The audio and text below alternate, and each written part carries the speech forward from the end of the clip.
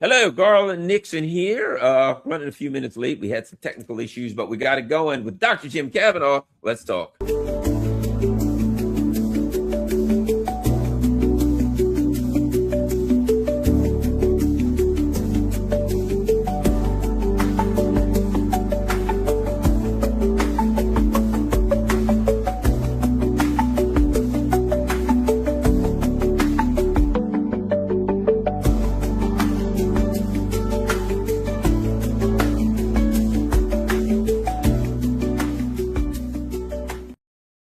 Hello, Garland Nixon here, running out with Dr. Jim Kavanaugh, and we had a few little technical glitches. I don't know what the heck was going on with that, but I hope, fingers crossed, that we got them all settled. I'm seeing Dr. Jim fine. I'm running it other places. I'm looking there, seems to be working fine. So we're going to give it a shot and see if this thing works. Let's see. I'm moving around a little bit.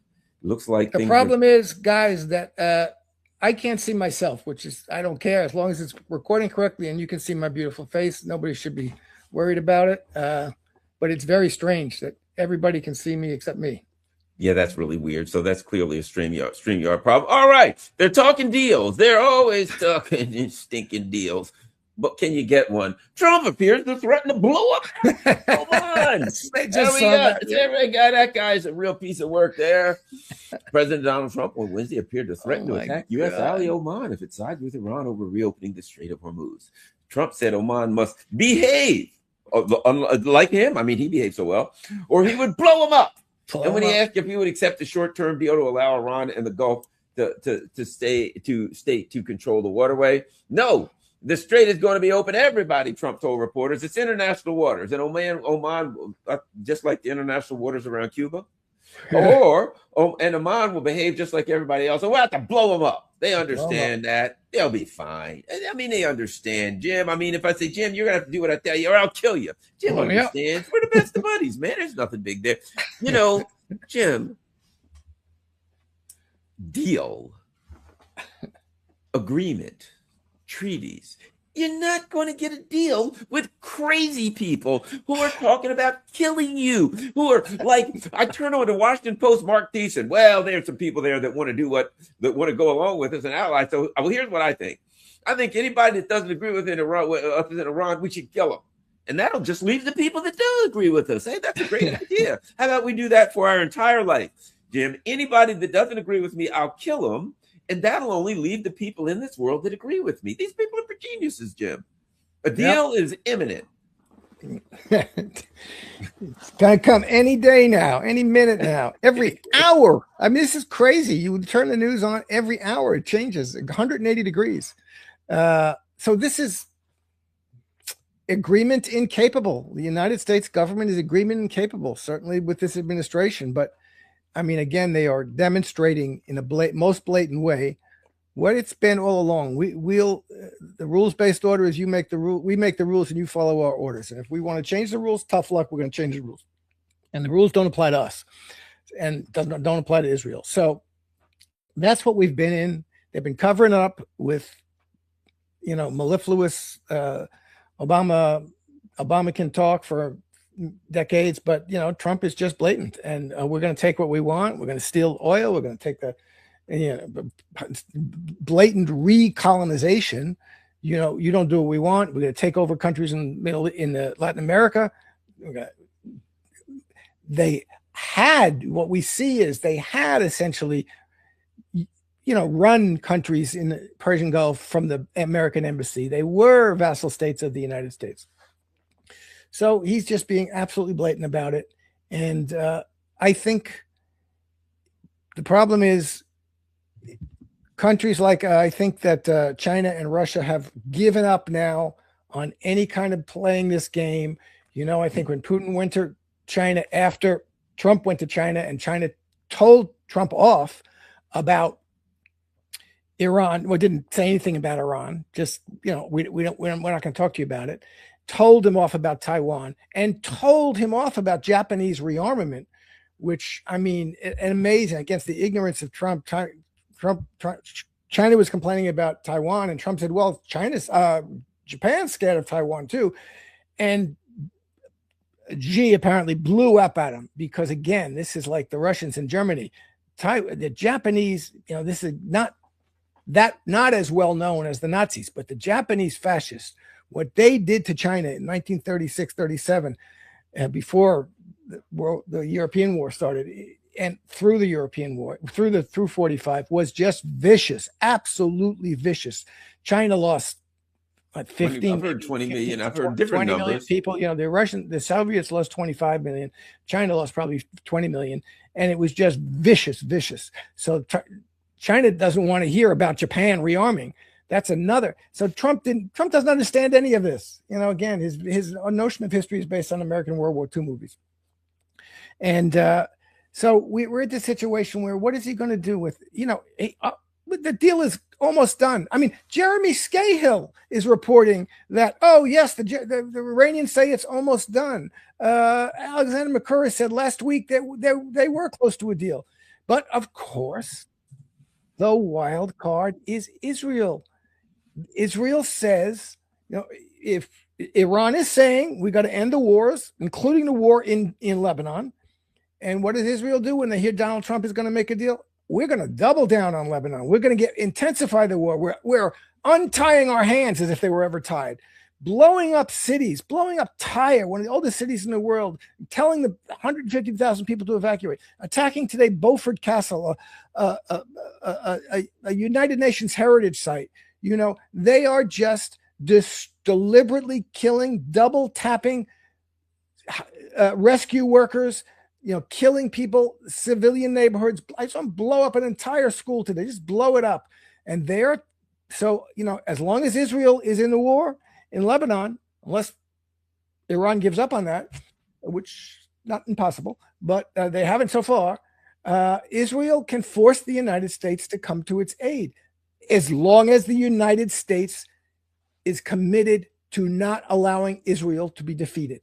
And as long as that's the case, Israel can get the United States in, and Israel's not going to let them give it up. So this war will only end when Zionism does, only end when American support for Zionism ends. And it hasn't, and it's not. And that means you have to allow the Israelis to lose. We're not here to guarantee the Zionist project and to make sure that Israel wins every fight. And if Israel loses to Hezbollah, too bad. If Israel loses to Hamas, too bad. We're not going to pour American money and American arms to make sure that Israel wins every fight it has. And if that doesn't stop, then any administration is going to get dragged into a war that Israel wants. And it hasn't stopped. And we are in a situation where American people are getting fed up with it. But that's where, it's the political class and the media class still, Israel, this is a normal thing. This is a necessary thing that we defend Israel. No, it's not. We have to be opposed to Zionism in Israel. If we're not, we're going to keep getting into the wars. So I don't know what's going to happen in Iran. It's crazy. The neocons, the Cruz and Graham, Lindsey Graham, and the Israelis themselves are, as Smotrich said, we will not allow Donald Trump to make a deal with Iran. We'll see. Donald Trump would be an exceptional president if he accepted the Iran deal under the conditions that this memorandum of understanding is supposed to be, which is essentially in Iran's favor. He would be a truly exceptional president, and I don't think he's going to be able to do it. I'll tell you something I was told recently, Jim, and that was from one of my contacts, many years long contact, and that was this. And it makes sense to me. The old saying of every accusation is a confession, right? We see that all the time with the neocons. So they're like, there's discord in Iran. One hand doesn't know what the left hand doesn't know what the right hand's doing, all of those kind of things, right? Okay. A few days back when Trump says, oh, we're close to a deal. And then all of a sudden the Pentagon, they just attacked 2 of these fast boats and killed 4 Iranians. And then the Iranians fired back. And then they remember that? Mm-hmm. And what I was told was that Trump didn't do that, that there are powers in Congress, in the Pentagon that are aligned. And what the person was reminded me, and I forgot about that. Do you recall a while back when Obama met with the Russians or spoke with Putin and made this deal in Syria, something about some area that wasn't going to be attacked, whatever it was, right? And within the next day, the Air Yeah. Force bombed the area and killed the deal. Then Yeah. some years That's later, true. John Kerry was asked in a meeting, well, what happened? And he said, well, obviously there were some people in the Pentagon that didn't agree, right? Yeah. What I was told is that's basically what happened. That even that Trump saying, now, how do you get a deal? When Trump apparently said, okay, we're getting close to a deal, and there were people whose connections are in the Pentagon, whatever you wanted, said, okay, well, we'll blow this up. And they attacked a couple of, gave the orders to attack. And that basically Trump doesn't have the power to stop, or no president doesn't have the power to intervene or to stop that kind of stuff, or to go after the people and say, I'm going to fire you, blah, blah, blah. You know what I mean? That what they were accusing Iran of is internal discord, is exactly what's going on in the U.S. And that makes sense to me. Jim, your thoughts? Yeah, that's quite possible. This is the point. Trump doesn't control everything. I mean, at some level, he can certainly try to exercise control. He can, I guess, ultimately exercise control, but there are factions that are tied certainly to the Israelis, the JINSA, the JINSA, the Jewish Institute of National Security, and which brings Pentagon generals and Pentagon officers, and and there's a woman, I wrote about her in one of my articles. She said the United American Army is a Zionist institution. It's created and formed to be have very close ties to Israel. And so you have people in various elements, not only in the army, but again, in the administration, in the Congress, in the national security agencies. They can pull off stunts that, behind the back of the president, that the president then has to kind of figure out how he's going to respond to. So quite possible that some faction of the army or the national security state in conjunction with the Army or the Navy or the Air Force, pulled off something, and Trump had to kind of maybe say behind the scenes to the Iranians, look, this wasn't me. This was kind of rogue element. I'm going to try and take care of it. But you can't trust anybody in this situation, certainly. And again, it doesn't make any difference to the point that if rogue elements are doing it and getting away with it and they can't stop it, then it's the responsibility of the president and the government anyway. And the Iranians have to figure out how to respond to that. And I don't think at this point the Iranians are going to let things like this go. You can hit us every week or so with some little thing, and then we'll just pretend it didn't happen. I think, I'm a little surprised they haven't reacted more strongly to this. And if they don't react strongly to this, it'll happen again. Because the people who pulled it off, whether it's Trump or it's some rogue faction, will say, see, we got away with it. And they'll do it again. And this is, this is what they'd like to see. They've got to see this go on forever with bloody nose attacks here and there. And it goes on for days, months and months and months and years and years and years. And nothing's resolved.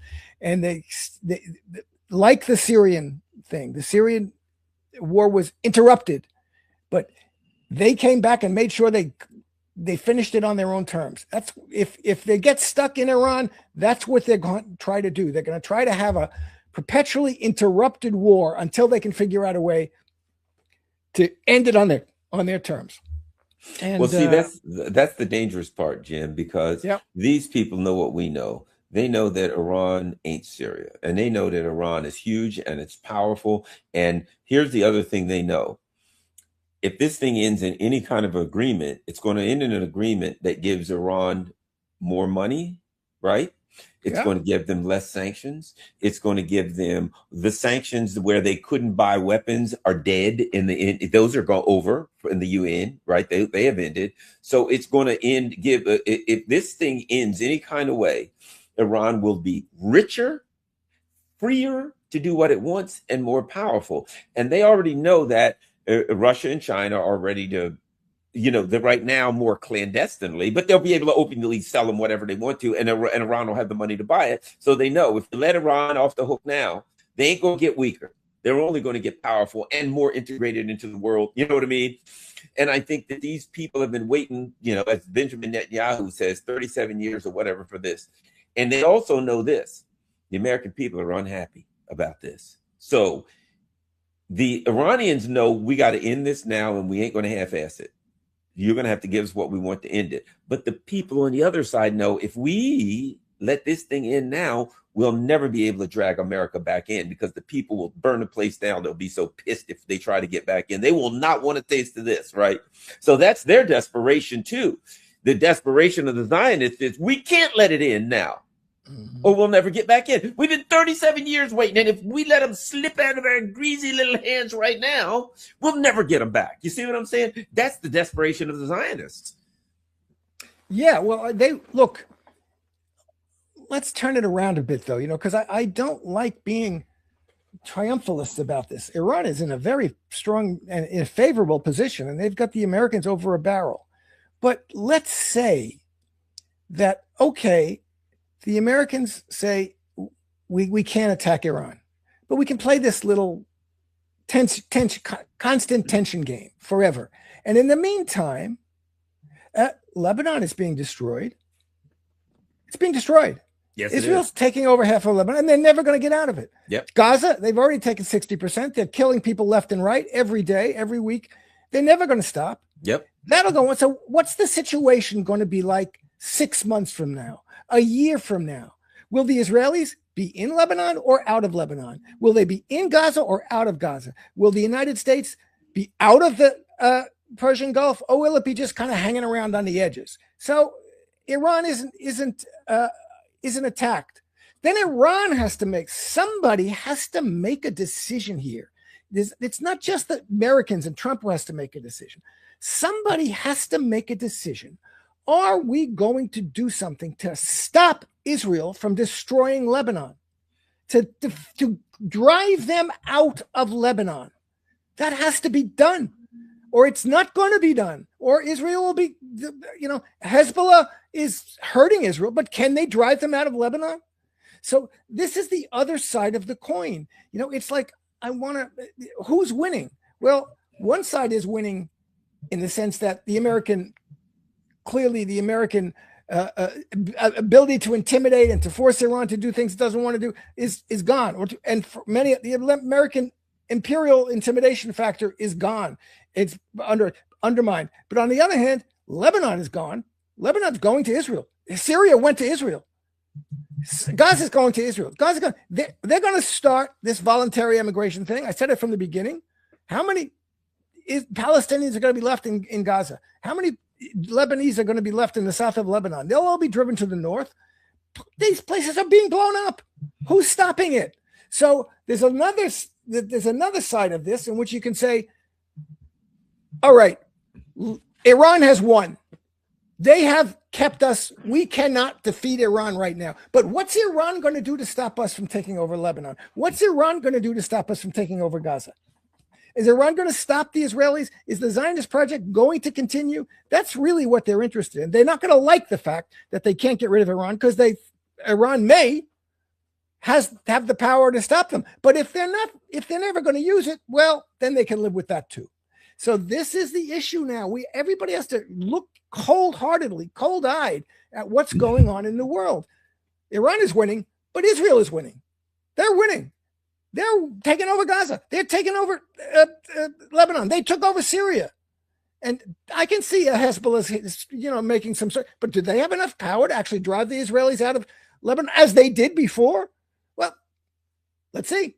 Let's see. Is Iran going to be someone, a power in Iran or China or Russia, going to be forced to say, we have to put an end to Israeli aggression.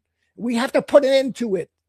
The United States and Israel now, Yusrael, as I call that entity, is now saying, okay, we can't put an end to the Islamic Republic. It's going to be there. But they can't put an end to the Israeli aggression either, to the Greater Israel Project, to the Zionist Project. So we'll live with that until we can, maybe it's 10 years down the road or 5 years down the road. Maybe we'll figure out a way of getting rid of Iran. Because don't forget, look what Trump has just said about the Abraham Accords. Everybody has to be clear what this is about. If the regime comes into power in Iran tomorrow, or 5 years from now, or 10 years from now, it says, yeah, we accept the Abraham Accords. We'll cut back our ballistic missile, and we will never. They wouldn't care, but they know they don't have it. They know that the nuclear thing is not really a thing.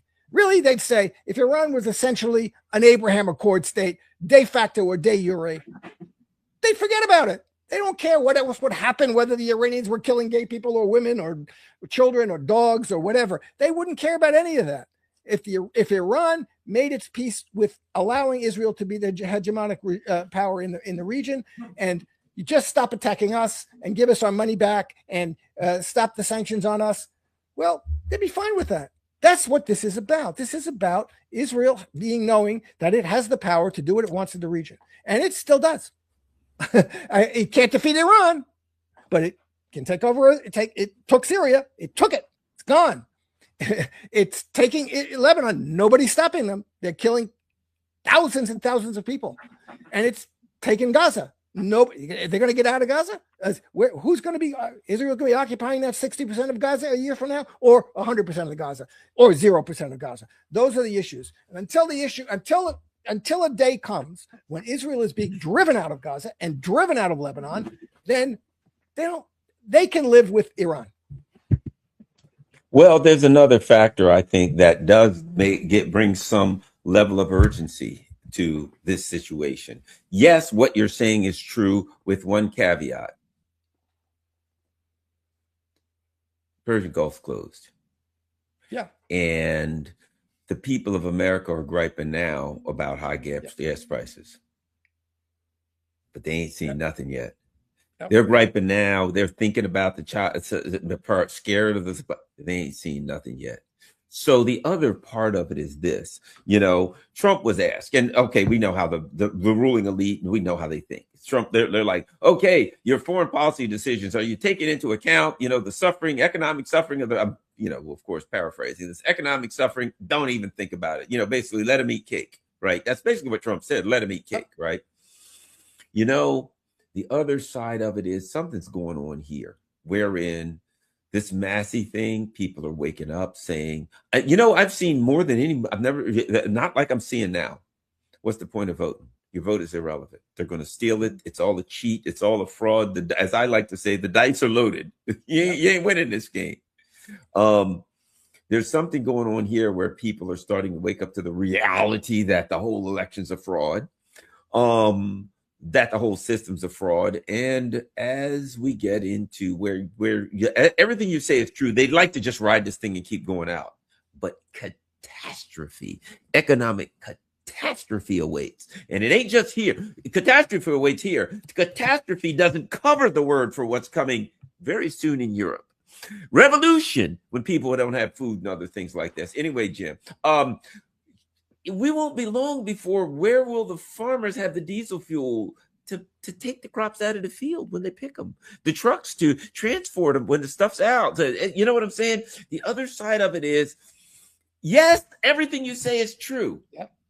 But they're going to be facing economic catastrophe and political instability at home. Your thoughts on all of that? Yeah, no, that's absolutely right. That is the element that argues against what I'm saying being a stable situation. Unless the United States agrees, that's the point. They agree to the deal with that gives Iran, that we won't attack Iran, and we will allow Iran to collect this toll or manage the Strait of Hormuz. We're not really going to, as long as we get the traffic starts flowing through again. Right. It can flow through. People can pay up their toll, $1 million a ship. Everybody will be okay with that. But so that's that's a possible scenario. They'll say, yeah, and Trump will be eviscerated for it because it's obvious that he capitulated to Iran. The issue here is what is Iran in this for? Okay. And if they're in this and for protecting Iran, then they can get out of it. The Americans might say, Trump might say, as long as he's convinced Iran isn't going to attack Israel, it isn't going to give the weapons that allow Hezbollah to drive Israel out of Lebanon. As long as he may give up the Strait of Hormuz, he may give up everything else, because just like he's given up what he's given, he'll give up Ukraine. You know what I mean? The issue here is not any of those things. For the fundamental issue here is protecting the Zionist project. And if he thinks that the cost of projecting the Zionist project is giving up control of the Strait of Hormuz, as long as de facto things are coming through, maybe except the Israeli ships. They'll figure out another way of doing that. And pacifying the Persian Gulf, and Iran stands on the Islamic Republic stays in power, and Islam is so. If Iran says, really at the end of the day, oh, we'd like the war in Lebanon to end, but we're not really going to put an end to it. The way we're not going to fight Israel over this. So if the United States gives up on everything else and says, okay, you can have your money back, we'll take the sanctions off, you can play this little game with Oman and controlling the Strait of Hormuz, and we won't attack you. So I don't know what Iran is going to do. I don't know what the United States is going to do, but I know what Iran is going to. And again, I'm interested in what that part of the world is going to look like a year from now, 2 years from now. Who's going to be in control of Lebanon? Who's going to be in control of Gaza? How many Palestinians will be voluntarily emigrated from Gaza and never to come back?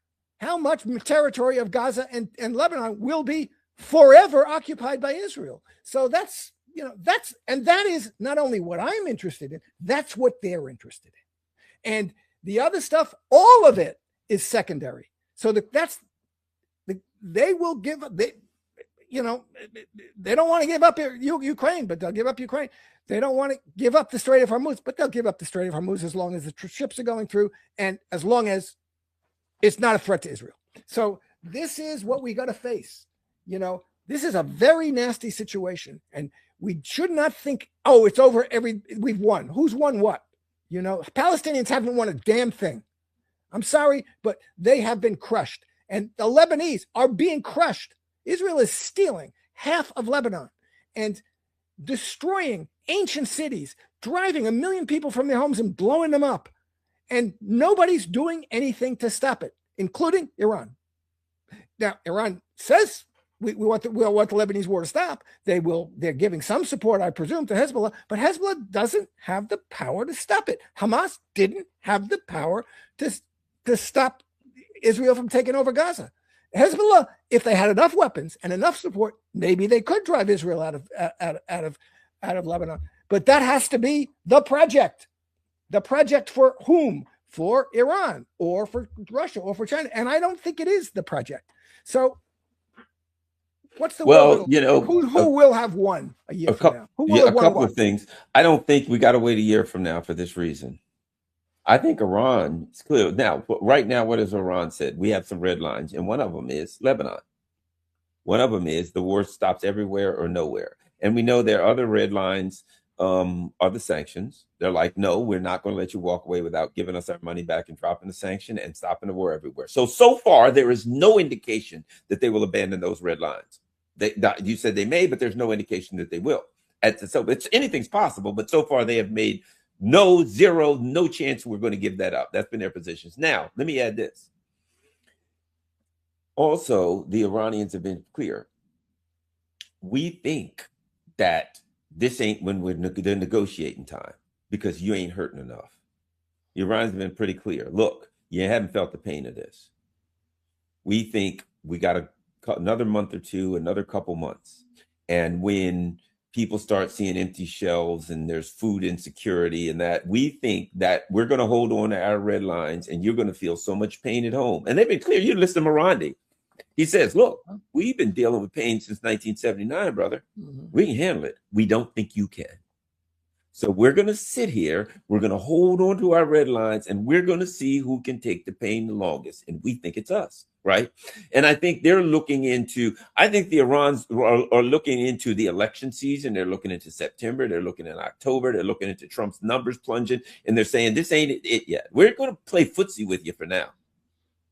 But we think you're going to have to climb. We think what's coming to you at home is political hell.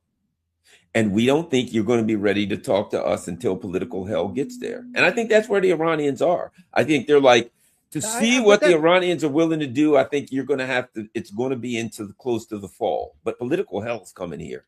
That's the other thing. I think political hell is coming here. But that's why I think the Americans will give up all those other things. they'll give them their money back. They'll say, we're going to reimburse you and give you your the money that we took.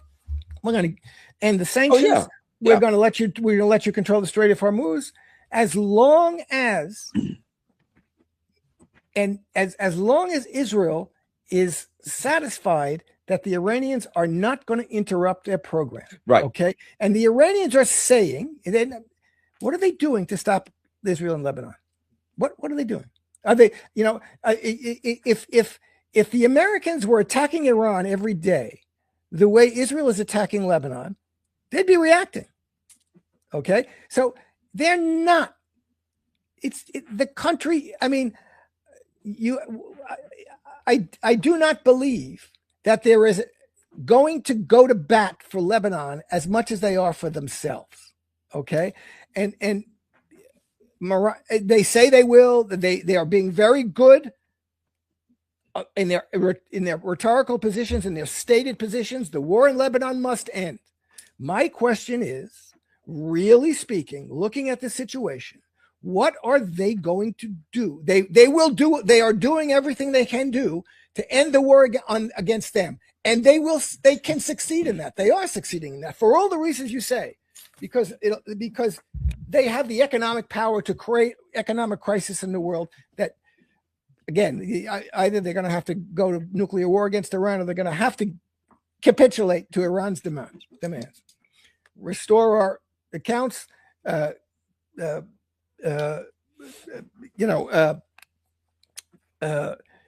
pay reparations, even, or whatever, release our funds, etc. End sanctions, peace deal, non-aggression pact with all the countries in the region, except Israel won't sign it, but essentially a de facto non-aggression pact with the United States that they believe. But then what happens? Then Iran's going to say, hey, wait a minute. You think Iran is going to say, hey, that war in Lebanon isn't over? We are going to make sure that the Israelis are driven out of Lebanon. Are they going to do that? Well, it always comes back. See, what happens is this. The discussion always comes back to this. Iran has several red lines, and I agree with you. Some of them, when the time gets real hard for the U.S., they'll say, okay, we'll give up on this. This place is falling to pieces, and people are going ape on us, right? Here's the question. Will Iran, or will they not, hold on their red line on ending the war everywhere? And that's what it's going to eventually come down to. Eventually, it's going to come down to this. The U.S. has red lines. Well, number one, when it comes to nuclear crap, you already know that's a lie. So they can give that up. I mean, the only thing they're going to get from giving that up is humiliation of admitting they were bullshitting us the whole time. So they can give that up. And especially when things start to really go south, as far as politically, right? And the rest of the stuff, it's almost impossible for them to give up. But when things really deteriorate politically here, they can give that stuff up. But here's the other side of it. Even if the U.S. says, look, we can't take it anymore. We just can't do this anymore. We'll give Iran what they want. Israel won't do it. So the question becomes, let me put the question. Yeah. So then the question becomes this. If it gets to the point where the U.S. says we got to do it, and Israel says no, will the United States put its foot down on Israel because it has the ability to do it? But will it? And the answer historically has always been no. So even if the U.S. is backed into a corner and it says, look, we got to give up Israel. Nancy Pelosi said, the whole Capitol will crumble. Yeah. The country will, she literally said this, we will let America fall, go to hell, and in a handbasket and be destroyed and burned flat. But we'll make sure that Israel's okay. Will the United States do that? Because if Iran says, we ain't open it, and the U.S. says, well, we'll nuke you. And they say, well, that's even worse, because then we're going to cut out everything, and then we'll destroy everything. So you think it's bad now. You fire a nuclear weapon, your economy is wiped out for good, and you're going to get a full revolution, and it still ain't going to be no good because everybody's going to be starving. So you can't get what you want, and if you nuke us, it's even worse than what you want. So that's your options: bad or unthinkable. No, horrible or catastrophically unthinkable. Your choice. But we still ain't doing it. And what is the U.S. going to do when we get down to that final edge? What are they going to do? I think. Well, go ahead. Go ahead. I'm Go finished. ahead. No, okay. That's why I said to begin with, Israel can drag the United States into this by making war. But what I'm proposing is a scenario whereby Israel is not going to attack Iran by itself. Right. Okay. So the Americans can, I don't know whether they would, but they can say to Israel, we are not attacking Iran again. Okay. But if you get defeated, if you looks like you're going to get driven out of Lebanon, and it looks like you're going to be fighting a defensive battle on your own on the Green Line Israel territory, we'll defend you. We won't let you lose. Okay, that's the point. Okay, and that's why. And Israel will then try and get the United States back into it by fighting harder in Lebanon, by destroying. But it's doing that. Okay, it's doing that. Israel is on a tear, on a rampage. And what is Iran doing to stop it? And what will they do? And what I'm saying is Israel can be, if the there's a possibility, and one would be naive not to think there's a possibility that the Americans can make a deal with Iran and with Israel, is saying to Iran, we're not going to attack you again. And if Israel attacks you, we're not going to come in. Okay. I think that's not true. And that's Israel would try, and Israel very well might screw it up by attacking Iran and demanding. And once it gets defeated, the United States will come in. That's the card that Israel has to play. But the Americans could make a deal with Iran, saying, okay, you're going to get all this shit, and go to Israel and say, we're giving Iran all this shit, but they are not going to come in and attack you. They are not going to support Hezbollah fighting, not just to get you out of Lebanon, but fighting even to get you out of Lebanon. We'll give you the weapons you need to fight in Lebanon. We'll give you the weapons that you need to make sure that Hezbollah can never breach your border. So that's a possible scenario. That's a way out of this. That's not very nice. And you know, it's a win for Iran, total win for Iran. And it is doing all of the, you know, humbling of the United States as a superpower, which the Iran is demonstrating that it can fight off the Americans and has fought off the Americans. But has it ended the problem? If you don't get rid of Zionism, you don't end the problem. It may come back 10 years later, because again, as you say, the Americans, when they make that deal, it might last 5 years, but they're not going to, if they see a way of coming back against it. But as long as Iran isn't a threat to Israel, they're not going to care. and Israel has to make a decision about that. That's absolutely right. And the Americans, you know, the fact is that the Americans will back up Israel if they do decide to attack Iran, or if they do this. But can a deal be fashioned that will satisfy Israel that Iran is really not an existential threat to No, it? I don't see any way. And here's the other thing too. Look, here's what the Iranians know, and this is a reality, that yes, can they hold the Americans off? Sure. They've showed, and can they even get stronger? Sure. But that they've got a number of things, and that, you know, such as, you know, their ballistic missiles, first and foremost, and drones, right? But another thing they got is their allies, Yemen and Hezbollah, that those are the weapons that they have. And that as powerful as America is, if you got 3 weapons, you got a sword, you got a shield, and you got a club. You need all 3 of them to fight this bear. You can't fight the bear with 1 of them. You can't fight the bear with 2 of them. You got to have all 3 of them. So I believe that the Iranians would no sooner give up their ballistic missile than they would give up their allies, because they need all of them, or they're not going to be able to defend themselves. Because if the United States says, first I can get rid of the club, then I'll come back and get rid of the sword, then I'll come back and get rid of the shield, and then you'll be naked. They're looking at the long. So the Iranians know, if we let them take out Hezbollah, they're going to come for Yemen next, because they know we can close off and then they're going to slowly encroach, and they're going to. So what are they going to do about it? And then they're going to wait a minute. Then they're going to take out Yemen, and then they're going to take out. But it always comes back to the same question. It brings us back to the exact same question, and that is, over all of the potential things in a deal, the Americans are going to say, you've got to give up. What is this? You're standing up for your allies, Hezbollah and Yemen. And the Iranians can never give that up because they would be disarming themselves, and they ain't going to do it because that would be like giving up their ballistic missiles. So the question is, will the Iranians eventually say, okay, we're going to give up Hezbollah? They can't, because it's suicide to do that. You know what I'm saying? They can't do that ever. I agree with you. It would be, and they know that would be, that it wouldn't be like, okay, we'll give up Hezbollah because we'll win. No, you don't. It's suicide. They can't ever do it, and they won't. But what is not giving up? What does not giving up Hezbollah mean? That means that to get a deal, here's what it means. When the Americans say you want to stop the war everywhere, you want this, that, and the other, blah, blah, blah, that the Iranians say all of them. All of them. The Iranians, so the Israelis cannot continue to attack Lebanon. That's and what right. That means and if they don't stop attacking Lebanon, what's Iran going to do? That's a good question. They're going to keep the straits closed, and our economy is going to crash. Could be destroyed. Okay.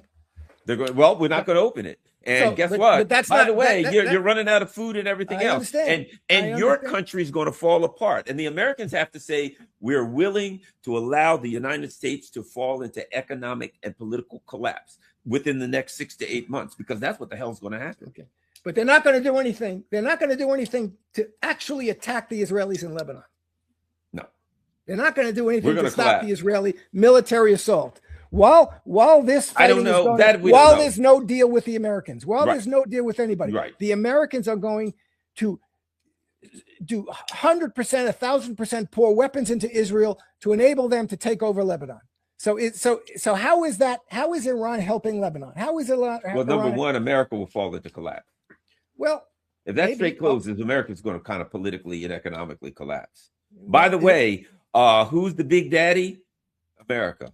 And your daddy is collapsing. How well is Israel going to maintain? Well, that's exactly that. Falls into the United States. So you can kill the United States in a way into collapse. Israel's got all this so-called power off of American money, off of American weapons, off of American political will. If America falls into collapse, which the Israelis it can't go through their thick fascist heads. If your old man, the buddy who's got the trust fund, collapses, you ain't going to be far behind. That's the other side. In America, Americans don't think that could happen. But look at what Pelosi said. Even if America collapses, the very last thing is going to be we're still providing Israel with everything we want. So it really does demand. It demands that something happen in the United States that ends support for Israel. Hezbollah is going to win if the Americans don't support Israel, if they don't give them all the weapons they want and all the money they want. Hezbollah will drive Israel out of Lebanon. So what will it take for the United States to stop doing that? It's not going to, I'm telling you, my position is the economic crisis, they'll go through everything. They will allow the country to collapse before they will stop giving aid to Israel, before they will allow Israel to be defeated militarily in a way that threatens the existence of Zionism. So that's what I'm saying. And so let me ask you this, Jim. And I hope America does collapse to the point where they can't give them anything anymore. That there's a political revolution in this country that says we're sick of Zionism. We're not going to give them anything, and we're ending our support for Zion. And we hope that Hezbollah wins. You know what, Jim? I think we've just come to a place where we agree. I think that within the next 6 months, America is headed for a collapse. I think our discussion says America's going to collapse. And I mean politically and I mean economically, we're going to fall into some kind of a collapse, some kind of a depression. I think that's almost inevitable now. Based on this conversation, I already believed it, but I think this cements it for me, because they're going to be pushed to this edge. And that edge is going to say, look, they got a stranglehold on you, brother. They got a stranglehold on you. The American people they're going freaking nuts now. It's $10 a gallon and their shelves are empty and there's nothing but a can of tomatoes at the supermarket. What are you going to do? And you know what the Senate's going to say? We're going to support Israel. That's what we're going to do. Yeah. And just like Trump said, are you worried about the American people? They said they don't have food. Don't even think about it. Yep. And now you got political violence, and now you have economic collapse. But Nancy Pelosi already told you, we don't care if there's political violence. No, it's Israel first. Now, of course, as I said, When America collapses and Israel calls and says, "Hey, I need some more weapons." Hello, hello. Nobody's answering the phone. Huh? That's exactly what has to happen. House? But unless that happens, we're fucked. I mean, the people of that region are screwed. Yeah, but I think that's where we're heading, Jim. Oddly enough. Well, and you know what?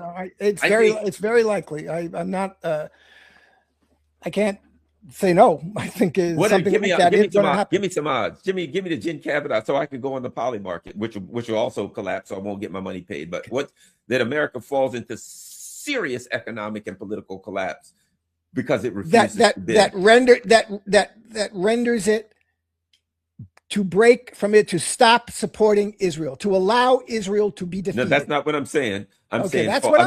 No, but I'm starting with this. Regardless of what it does as a result of that, that it's going to fall into economics collapse because it has a choice.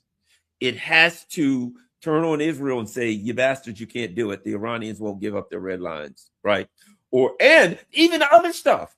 I think the America can't even say to Iran, "You know what? We're gonna drop all the sanctions." And I don't think America has the capability to give any of the red lines. You may say they do. I don't. I think they're fundamentally incapable of all of that. But it comes down. So I think what we're saying is economic collapse now is inevitable.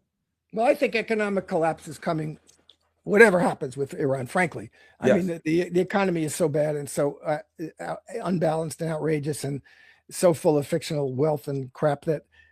I think economic collapse is 90% over the next 10 months. Let's put it that way. Yeah, it's baked in the situation with Iran and Hormuz and all of that would accelerate it and deepen it greatly, intensify it greatly. So I think that is hard to imagine it won't happen at this point. And I think people have no clue about it and are not prepared for it, and they don't know what to do about it. And they are I just saw this thing today, an article in the Times about how the Trump administration is loosening regulations to allow more people to create banks. This is what we need. More private banks created by crypto companies. It's just crazy because again, and you get federal charter for a bank, then you're immune from state laws, which attempt to anti-usury laws, which attempt to limit interest rates. This is all crap. This is just, we live in an economy that is terrible, and it's going to get worse. And whether or not there was a war in Iran, but if this goes on with the Strait of Hormuz, it's going to be even exponentially worse and exponentially quicker. So that I agree with.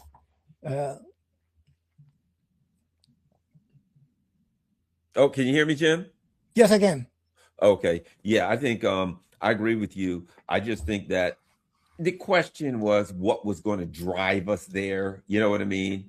That what would it be? Would it be just the organic nature of our, this financialized economic system that would do it, that's taken us there? Or would there be some intervening factor that would get us there quicker? And of course, Chris Hedges has been talking about this for a long time, about dying empires getting involved in all of these absurd military adventures that end up screwing them over. And Iran is the one. Because militarily it was demonstrated that the United States can't fight any damn body. You know what I mean? And we're running out of stuff. They're still talking about fighting China. They can't fight Iran, and they're still talking about war with China, standing up, we can't allow China to do this and that in their region. Dude, you're out. You have nothing. You can't go back to war with Iran. You've already been defeated, and everything else. We're like, well, it's going to take a decade to rebuild. What do you think? China's going to sit around and wait for a decade for you to rebuild the things that you have that don't work? Yeah. You're going to rebuild the weapons that lost against China. It's going to take you a decade to do that against Iran, and by then China's going to have space lasers, real space lasers. You know what I'm saying? They're going to have stuff. They're going to have like hypersonic planes or whatever. By then you'll be basically have a horse and buggy against China and Russia. It's absurd. Meanwhile, go ahead. I'm going to say the crisis is going to come from not just Iran, but There are potential military crisis with China and Russia. China was very clear about, they have been saying we are closer to military conflict, worldwide military conflict, and ever before. And I say it's worse than the Cuban Missile Crisis, because the people in charge are crazy, much crazier and stupider, and there's more fronts on which it's threatening. And Russia is going to defeat Ukraine in a way that, and the Europeans are they're going to play a little bit. They want to do what Israel is doing in the Middle East. They want to try and get the United States involved in a war with Russia. I don't think the Americans care as much about Europe or Ukraine as they do about Israel. So that's probably not going to work, but it's going to create a crisis. There are potentials for military crises deriving out of economic crisis, because certainly, what's happening in Europe is disastrous economically because of their cutting off of Russian gas, and they're cutting off of Russian trade. And what's happening in Asia is disastrous economically because of this Hormuz thing. And China is not going to put up with pouring arms into Taiwan. They're not going to put up with this. There's going to be a limit to that. And they're going to say, hey, at some point, we are in a position where the Americans are proving their weakness, and we're just going to blockade Taiwan and demand their submission. And so these are all theaters of tremendous conflict because of economic and military defeat, crises, because of economic crises and military defeats, and America's more obvious weakness, and certainly the Europeans completely weakened. So I think there are crises galore coming, and nobody's prepared for it. Nobody in the United States, nobody anywhere. I mean, Asia is already in economic disaster, and Europe is getting there quickly, and we will follow within months. Yeah, I think you're right. And apparently, when Trump went to China, Xi told him in no uncertain words, "Look, the reddest of red lines is Taiwan." Now, what's interesting is Trump came home and immediately said, we ain't selling that $13 billion worth of weapons to Iran. And I think China might have said, you sell those 13 billion, you got another war on your hands. Yeah. They might have told him, look, he might have been some kind of a hint. Look, that wouldn't be a good idea. If you want another war, you can get another war in your hands. Are you willing to? First of all, the Americans are not in any position to go challenge China on Taiwan. So they couldn't even dream of doing it. Okay, well, let's just move all these ships over here. We'll challenge them over there. They're not in a position to do that. And China doesn't want to take Taiwan. They don't want to do this by force. And meanwhile, we got lunatics in Ukraine. Yeah. And the Russians are saying we're going to blow the hell out of Kiev, and they're like, and the Europeans are like, we're not going to take our diplomats out of Kiev. And I'm thinking, good, send more. You know what I mean? Good, great. Send. Here's what I'm saying: it's your decision. And when someone says to you, it's going to be very dangerous here, we advise you to move, and you say, we're not. I mean, your conscience is your conscience. And if that's what happens, is what happens. And the thing is, the craziest people on earth are the Europeans, because they're in no position to fight the Russians. And they're like, by 2030, they will not be in a position by 2030 to fight the Russians. No. And in fact, I think coming up within the next few months, they're going to be looking at some kind of political collapse. Did you look at the numbers? Mertz, 82% of Germans are unhappy. 82%, 62% around what I think Starmer and Macron both are somewhere around 62 to 75%. Yeah. So let's say both of them are hovering around 70%. That is not sustainable. That is a society that is already politically in collapse. Yeah, no, everybody is going down the tubes, and nobody knows what's going to come. And look, it was when Putin went to China after Trump. I mean, it was clear that Putin came away, and now he's saying we're going full on against Kiev. And clearly, Xi said to him, "Okay, China wants to be calm, wants to be stable, doesn't want war, doesn't want conflict, and has been trying to avoid." But everybody sees now China has gotten the point. The Russians have gotten the point. The Americans can't be trusted. China's pissed off, not just because of Iran, but because of Venezuela, because the way the American government is acting as a complete thug, and Cuba. Well, Yeah, not and Cuba. Cuba. It's a disgrace to humanity. Yeah. It's another genocide. Yeah, and blowing up ship, little boats all over the world. I mean, China has saying this is a rogue state.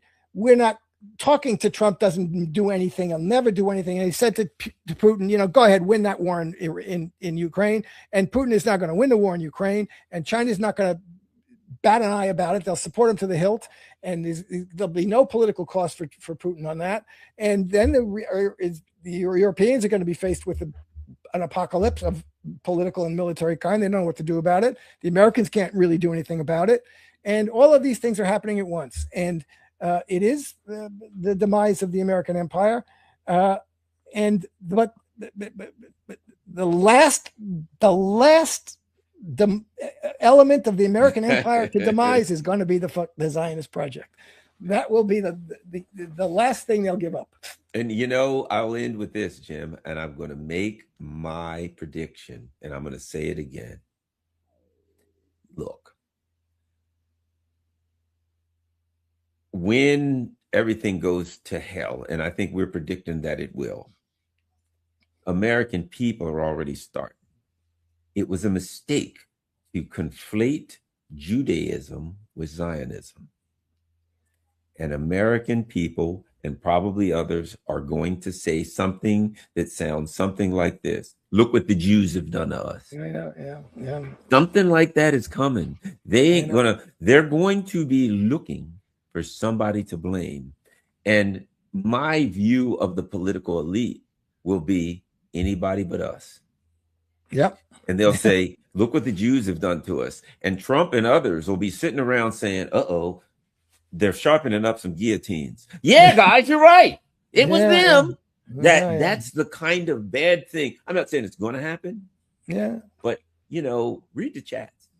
I read the chats. I watch, you know, Judge Nat and all these other, and I read the chats, and I see fury, not at just Zionists, fury at Judaism. And they did this. They conflated the two. They intentionally said Judaism is Zionism. Zionism is Judaism. So when people then said, well, if I hate Zionism, you're telling me I have to feel the same way about Judaism? And they're saying, yes, because we will treat you the same. We will punish you the same. So that's what it is. So they created a dynamic that can go really bad. And I've just been trying to warn people about this. But I think other people besides me can see it. Oh, yeah. Look, Zionism feeds off of anti-Semitism. And to a certain extent, that's good for them. Then they can say, you see, this is it. You need us for survival. That's what you need, Zionism, for Jews to survive. That's what they want to demonstrate to everybody. So it's a very nasty situation. And, you know, but, you know, it's like, if you confuse whiteness with South African apartheid, you know, what do white people say about that? What do white institutions in the United States and Europe do about it? What do they say about it? And so the Jewish institutions in the United States have to take a stand. If they take a stand in favor of Israel, they're taking a stand in favor of Israel. They're feeding this perception. They've got to be very clear about, we are not going to ever accuse anybody of being anti-Semitic for being anti-Zionist. That has to be over.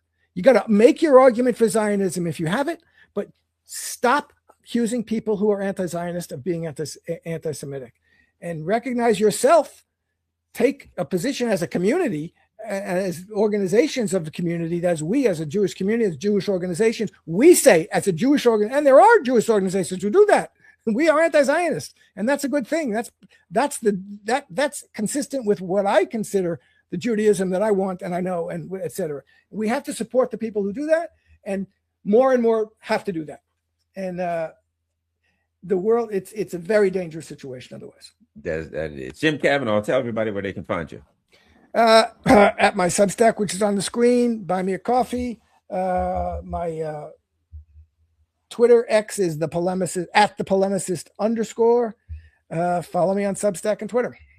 All right. Thanks a lot, everybody. Well, it's Wednesday. I've had my fill for today. Me and Jim have ranted like madmen, as we always do. But let me tell you, you guys are thinking you're seeing a show. You're not. This is the way we talk on the phone. We're on the phone. We're going bananas on the phone. We're both crazy people. So we do this every day. It's just that every now and then we take a few minutes so you guys can hear one of our crazy conversations. Tomorrow, Scott Ritter, Mark Sloboda, who else? Larry Johnson, all that kind of stuff. And somebody, I'm not going to say who, may be hosting the Jimmy Dore show next week. Oh my God. It's quite possible. Invite me on there. Oh, of course, Jim. Of course. All right. Thanks a lot, everybody. Take it easy. Share this on all your social media platforms. You see all the Patreon, buy me a coffee stuff, and of course my P.O. box for the snail mailers. I'm out. I think I'm out. If I ever figure out how to get out, Jim, I'm not sure I can.